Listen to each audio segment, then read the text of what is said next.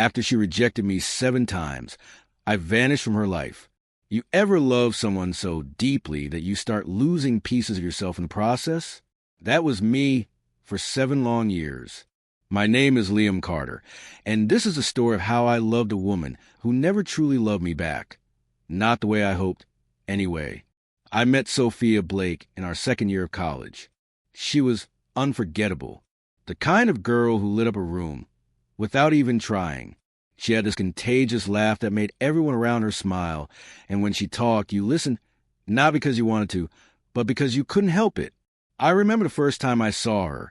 She was sitting under that old oak tree near the library, sketching something in her notebook. I asked her what she was drawing, and she smiled that smile that could disarm an army, and said, "Dreams." That was it for me. I was gone from that moment on. We became friends fast. The kind of friends who talk for hours about everything and nothing. She'd tell me about her crushes, her heartbreaks, her plans. I'd listen, comfort her, make her laugh again. And somewhere along the way, I fell in love. But the thing is, I never told her right away. I thought if I was patient enough, kind enough, loyal enough, she'd see it. She'd see me. So I waited. Every time she got her heart broken by some guy who didn't deserve her, I was the one picking up the pieces. Every time she cried, I was there with her favorite chocolate milkshake. Every time she said, "You're the only one who understands me," I believed that meant something. It didn't, because every time I found the courage to tell her how I felt, she said no. The first time, she said she wasn't ready for a relationship. The second, she said she didn't want to ruin the friendship. By the 4th time, she didn't even look surprised anymore. By the 7th, she just sighed and said softly, "Liam, you deserve someone who loves you like that, but it's not me." And you know what's crazy? I believed her, but I still stayed. Stayed when she started dating other guys. Stayed when she called me at midnight, crying over them.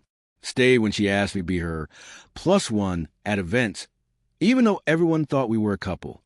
7 years. 7 proposals. 7 rejections. I gave her my loyalty, my heart, my time, all in exchange for hope. I used to think love was about holding on, about proving yourself, about waiting for the other person to realize your worth. But what I didn't realize was that I wasn't waiting for love. I was waiting for permission to stop hurting. And the worst part? She knew. She knew how much I loved her. And she used it. Every time I tried to walk away, she'd pull me back in. A message here, a smile there, just enough to keep me close, but never close enough to have her. Until one night, something inside me broke. I was sitting alone in my car after another one of her rejections. Number 7, replaying her words in my head. "You're not him, Liam. You'll never be him." I remember gripping the steering wheel so hard my hands started shaking, because in that moment I realized I wasn't her comfort. I was her backup plan. And for the first time, I didn't feel love. I felt empty. That's when I decided if she couldn't see my worth after 7 years, then maybe she never would. And maybe, just maybe, it was time I started seeing it for myself. That was the night everything changed. The night Liam Carter, the boy who waited, finally decided to disappear. It happened on a cold Friday night in November. The kind of night when the world feels slower, quieter, and I honestly believed it would be the night everything finally changed for me. I had it all planned out. It was Sophia's 28th birthday, and I wanted to make it special. Not just another friend's celebration, but a moment that could finally show her how much she meant to me. I spent weeks planning it. Booked her favorite restaurant, that cozy Italian place by the river where the lights hung low and the music always made her smile. I bought her a silver bracelet, engraved with the words, "Forever yours." Corny, I know, but when you love someone for 7 years, you start believing the smallest gesture might finally make a difference. I even practiced my proposal speech in front of the mirror. 7 years, Sophia. 7 years of friendship, of waiting, of believing that maybe someday you'd look at me and see the man who's been here all along. I meant every word. That night, she walked into the restaurant looking breathtaking, Red dress, soft curls, that confident glow she always carried like a crown. When she saw me, she smiled and hugged me tight. And for a second, just a second, I thought maybe tonight would be different. We talked, laughed, shared dessert. It felt like old times. Then I took a deep breath, pulled out the small box, and said softly, "Sophia, there's something I've been wanting to say for a long time." She froze. Her smile faded a little. Not fear, not surprise, just that familiar look that said she already knew what was coming. I opened the box. The bracelet shimmered under the light. "Sophia Blake," I said, voice trembling, "I've loved you for years, and I can't keep pretending I don't. I don't want to be just your friend anymore. I want a chance, just one, to love you the way you deserve." For a moment, silence. Then she laughed. Not cruelly, not mockingly, just softly, like someone trying to ease tension. And that laugh, it broke me. "Liam," she said gently, "you're so sweet. You really are. But I told you before, you're not him." I blinked. "Him?" I whispered. She sighed. "You'll never be him. You're safe, you're kind, you're you. But I don't feel that spark with you. I never have." I just sat there, staring at the bracelet still in my hand. 7 years. Reduced a sigh and a few pity words. I forced a smile and said quietly, "So, after everything, you're still waiting for someone who left you?" She looked away, didn't even deny it. And that's when it hit me. I was never really competing for her love. I was just holding a place she never meant to fill. I nodded slowly, trying to swallow the lump in my throat. "You'll regret this one day," I said. Not as a threat, not out of anger, just truth. Then I stood up, placed the bracelet on the table, and walked out into the night. The air outside was cold, but felt cleaner, like the first breath after being underwater too long. I didn't cry. Not then. I just drove home in silence, replaying every moment, every memory, every maybe someday she'd ever given me. And by the time I parked my car, I knew what I had to do. I wasn't going to wait anymore. I wasn't going to chase or hope or beg. That night, I didn't just walk away from Sophia. I walked away from a version of myself that believed love had to hurt to be real. Because deep down, I knew if she couldn't see my worth by now, she never would. And that was the last time Sophia Blake ever saw me. People talk about heartbreak like it's loud. Crying, yelling, breaking things. But mine wasn't like that. Mine was quiet. The kind of pain that just sits in your chest and hums, day and night, until it's all you hear. After that night, the night she laughed and said, "You're not him," I went home, sat on my bed, and just stared at the bracelet I bought for her. The one that still had the little tag on it. The one that said, "Forever yours." It hit me then. I'd been living in a fantasy. 7 years of waiting, of believing that if I loved her enough, she'd wake up one morning and realize I was the one. But love doesn't work like that. You can't make someone see you by standing in the same place for years. That's when I decided I was done. Not angry, not bitter, just done. So I started deleting. First her number, then our messages. Thousands of them, memories in pixels. Jokes, confession, her miss you text that didn't really mean miss you. Each swipe felt like tearing off a piece of myself. But I kept going. Then came the photos, birthdays, road trips, even that one from the festival where she'd fallen asleep on my shoulder. Gone. Every single one. And then the hardest part, blocking her. Everywhere. Instagram, Facebook, WhatsApp, even email. I didn't want to see her face, her stories, her fake smiles with other guys. Because I knew that if I saw even one post, I'd crumble again. That night, I turned off my phone, placed it face down, and sat there in silence. No notifications. No goodnight text. Just me. And for the first time in 7 years, the silence wasn't empty, it was peaceful. At first, I thought she wouldn't even notice. I mean, why would she? I was always the one chasing her. But a week later, the call started. Unknown number. Then another. And another. When I finally checked, it was her. "Hey, are you okay? Did I do something wrong?" "Liam, this isn't funny. Answer me." I didn't. Not out of spite. but because I knew what would happen if I did. She'd say something sweet, something that sounded like love but wasn't, and I'd fall again. So I ignored her. The next day, she texted from a different number. "You're being dramatic. Stop this nonsense." And that was it. That one message told me everything I needed to know. She wasn't worried about me. She was upset about losing control. See, I wasn't her lover or her friend anymore. I was her safety net. And the moment I cut the rope, she panicked. That's when I realized how much power I'd been giving her all those years. Every unanswered call was me taking a piece of it back. Days turned into weeks. Weeks into months. At first, I kept expecting her to show up at my door, to cry, to apologize, to finally say, "I love you," but she didn't. And I didn't need her to anymore. Because the truth is, when you finally walk away from someone who's been hurting you, there's a strange kind of strength that starts growing the cracks where the pain used to be. I started reading again, working out, spending time with people who didn't drain me. I laughed, really laughed, for the first time in years. And one night, as I sat on my balcony, watching the city lights flicker like tiny promises, I whispered to myself, "You did it, Liam. You vanished." Not because I wanted to disappear from her life, but because I finally wanted to reappear in my own. You never really know how much space you take up in someone's life until you're gone. And when I disappeared, the silence started speaking for me. At first, I thought she'd move on like she always did. She had her friends, her job, her social life, a whole world that didn't need me in it. But 2 months after I vanished, the cracks began to show. It started small. A mutual friend, Ryan, texted me out of nowhere. "Hey, man, Sophia's been asking about you. You okay?" I ignored it.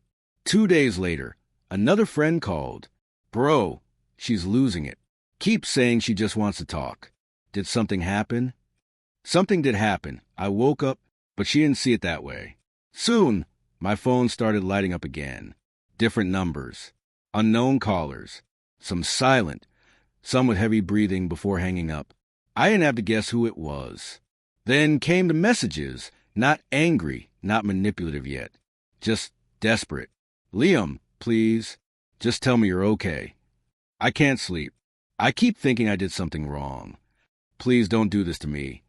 There it was, to me, even in panic. She made it about herself.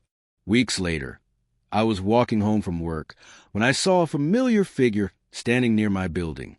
Her, Sophia, same red hair, same trembling hands.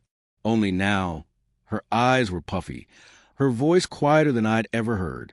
"Liam," she whispered, as if saying my name might break me. I froze. Part of me, the old me, wanted to pull her into my arms, to erase her tears, to forget everything. But the new me, he stayed still. "What are you doing here?" I asked, calm, almost cold. She looked down. I've been calling. You never answered. You disappeared, Liam." "Why?" I laughed softly, not mockingly, just tired. Because I was tired of being invisible while standing right in front of you. Her lips parted. She didn't expect that. "That's not fair," she murmured. "You just left without a word. I thought we were friends." "Friends," I repeated. "Sophia, friends don't destroy each other quietly over 7 years." She tried to speak, but her voice cracked. "I miss you. I didn't realize how much until you were gone." And for a split second, I saw the old Sophia, the one I fell for. But I also saw through her. This wasn't love. This was control slipping away. I took a deep breath. "Sophia, you don't miss me. You missed a version of me that worshipped you. But that man doesn't exist anymore."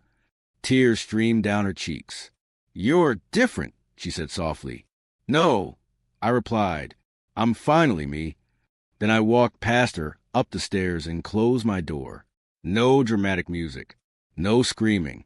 Just silence. And that silence hit her harder than any words ever could. That night, she sent one last message. "You used to care about me." I stared at the screen for a long time before replying. "I still do. That's why I finally let go." That's the thing about people who think you'll never leave. When you finally do, it shakes their world in ways they never imagined. They say love makes you blind. But once you finally open your eyes, you start seeing things that were always there, just hidden behind your own hope. After that night when Sophia showed up at my apartment, I thought maybe she'd finally stop, that she'd accept it was over, that she'd move on. But I underestimated her need for control. The next few weeks were chaos. First came the guilt. You're cruel, Liam. I just wanted to talk. After everything I did for you, this is how you treat me? You've changed. You're not the person I used to know. Those messages didn't hurt. They used to, but not anymore. Now they just made me sad. Because I realized how easily love can turn into manipulation once someone stops getting their way.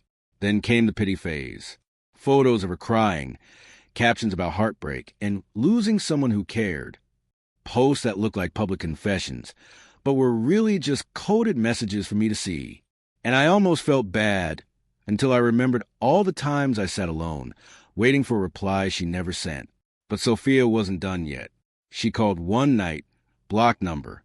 I shouldn't have answered, but I did. All I heard was her voice, shaking, crying. Liam, I don't know what to do anymore. I can't eat. I can't sleep. You're just gone. For a moment, my chest tightened. That familiar ache, the one that always made me want to fix her, tried to come back. But then I heard something in her voice. Not sadness, performance. Because right after she said she couldn't sleep, I heard a soft laugh in the background, a friend maybe or music playing. It wasn't real. It was all an act. I hung up. The next day, she posted a photo, a picture of her wrist with a dramatic caption. Sometimes pain is too heavy to carry alone. The comments flooded in. Are you okay? Stay strong, Sophia.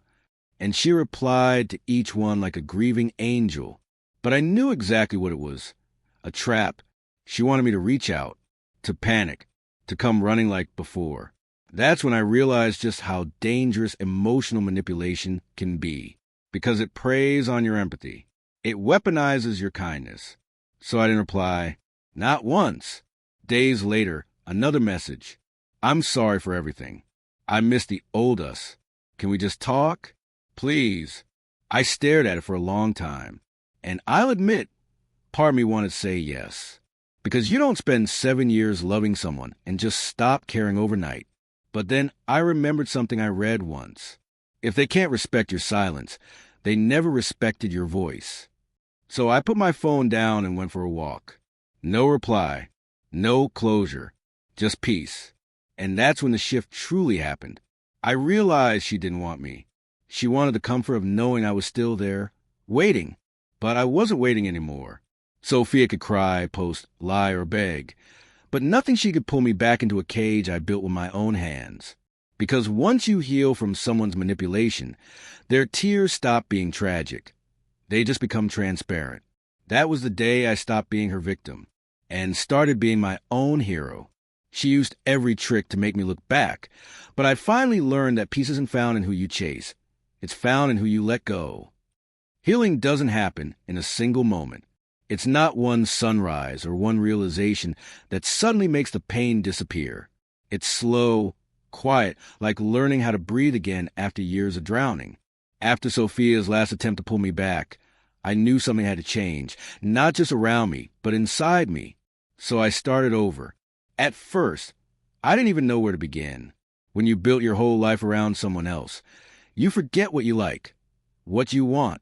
But I started small. I deleted the playlist that used to remind me of her. I rearranged my apartment, threw out the gift she gave me, even changed my number. Not out of spite, but because I wanted peace without the temptation of the past. Then I made a list.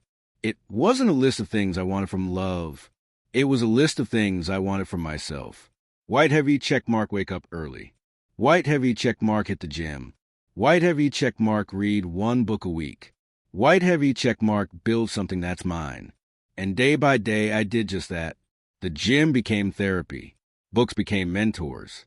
Silence, the thing that used to hurt, became my closest friend. I started working harder at my job. 2, landed a promotion. started investing, picked up photography again, something I hadn't done since college. For the first time in years, I wasn't living for someone else's approval. I was living for me. And then one random afternoon, fate decided to test me. I was at a small cafe downtown, camera in hand, editing some shots, and that's when I heard her voice. Sophia. I didn't even need to look up. That voice was branded into my memory. When I finally did, she was standing by the counter, hair longer now, a little tied around the eyes, but still striking in that effortless way she always was. Our eyes met. She froze. I smiled. Calm, genuine, not bitter, just peaceful. She walked over slowly, almost hesitant. Liam, she said, as if she couldn't believe it was really me. Hey, Sophia, I replied. Her eyes searched my face, like she was trying to find traces of the man she used control. But he was gone. You look different, she whispered. I smiled. Yeah, I finally started living. She laughed softly, nervous. I tried reaching out. You really disappeared. I had to, I said simply. Sometimes you have to vanish to find yourself again. She nodded, biting her lip, the same nervous habit she had when she wanted something but didn't know how to ask. You seem happy, she said. I am, I answered. I hope you are too. There was a pause, that heavy kind of silence where two people both know something's changed forever. Then she said softly, I was wrong about you. I smiled again, stood up, and picked up my camera. No, Sophia, you were right. I wasn't him. I never wanted to be. And with that, I left. No bitterness, no regret, just peace. The kind that comes from knowing you finally became the person you were always meant to be. As I walked out of that cafe, the sunlight hit just right, warm, golden, soft. And for the first time in my life, I didn't think about who I lost. I thought about who I found, myself. Sometimes, disappearing isn't running away. It's making space for the person you're becoming. Time is a funny way of revealing truths you once begged to understand. When I first walked away from Sophia, I thought I was losing everything. But looking back now, I was just making room for peace. 2 years passed. 2 years of silence. No messages, no accidental encounters, no ghosts from the past. Life felt steady, almost unfamiliar in its calmness. My days were simple. Work, gym, weekend photography trips to the coast. I'd learned how to enjoy my own company, how to exist without feeling like something was missing. And then, one morning, while scrolling to my feed, I saw her name again. Sophia Blake, engaged. Her smile looked perfect in the photo, the kind that makes strangers think she's living her best life. Her fiancé, the same guy she once said I could never be, the one she waited for while I waited for her. I just stared at the screen for a moment. No pain, no anger, just understanding. Because the truth is, I wasn't bitter anymore. She made her choice, and so did I. Ours were just paths that were never meant to meet again. A few months later, I heard what happened through the same circle of friends that once pitted me. Her wedding had been canceled. Apparently, her fiancé had been cheating on her with someone younger, someone new. The story spread fast, and in every version, one detail stayed the same. Sophia was devastated. And for a moment, I felt something I hadn't felt in years. Sympathy. Not because I still loved her, but because I knew that kind of heartbreak. I'd lived it for 7 years. A week later, a message appeared in my inbox. Sophia Blake. I didn't open it at first, but curiosity got the better of me. Liam, I'm sorry for everything. You were the one. You always were. I read it twice, then set my phone down and smiled, not out of pride, not revenge, just quiet relief, because I realized I'd already forgiven her long before she ever apologized. Forgiveness, I learned, isn't about letting someone back into your life. It's about setting yourself free from the weight of what they did to you. I didn't reply, not because I wanted to hurt her, but because I didn't need to say anything anymore. The silence between us wasn't heavy now. It was final, peaceful. That night, I stood by my window, watching the city lights shimmer like tiny stars scattered across the ground. And I thought back to that younger version of me, the one who begged to be seen, who mistook patience for love, who gave everything to someone who gave nothing back. I whispered to him, "You made it," because he did. And for the first time in forever, I didn't feel like the man who'd been rejected 7 times. I felt like the man who'd finally learned how to choose himself. She lost me thinking I'd always stay, and I found myself when I finally walked away. This isn't a story about revenge. It's about redemption, because sometimes karma doesn't destroy them. It rebuilds you. After she rejected me 7 times, I vanished, and that was the best decision of my life. If you felt this story, hit subscribe, because healing is the quietest form of revenge.